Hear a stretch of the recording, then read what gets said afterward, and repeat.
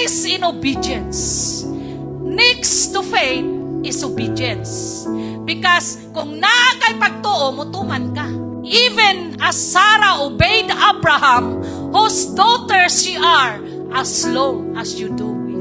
Sama kang Sarah nga matinumanon kang Abraham, kamo ang iyang mga anak nga babayi kung magbuhat kamo og maayo ug mutuman kaniya.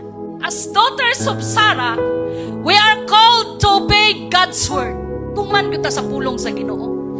The praise obey your husband as unto the Lord comes from. Ang tinuod daw nga nag-obey sa Ginoo, mo-obey pud sa bana. Kay dili ka di ay maka-obey sa Ginoo kung dili ka mutuman sa imong bana.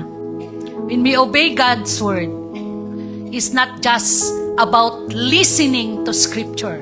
It is about aligning your life, decisions, emotions, identity with God has spoken even when challenges or your feelings or circumstances.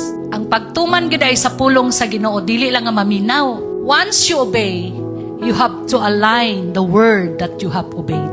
Align yourself in the word of God. Gusto sa Ginoo nga i-align nato atong kinabuhi sa iyang pulong. Usahay di pud ma-align kay di pud mo basag pulong. Ang pagbasa mari-align imong kinabuhi kumutuman ka. Pero unsa po'y tumanon kung ay nahibalan? The wife's submission is first to God, not just to her husband. She honor her husband because she honor Christ. Her attitude reflect her relationship with the Lord. Kini atong pagkamaldita usahay, mo reflect baya ni kanang dili kay ta mo submit sa atong bana, mo reflect ni sa ato ang relasyon sa Ginoo.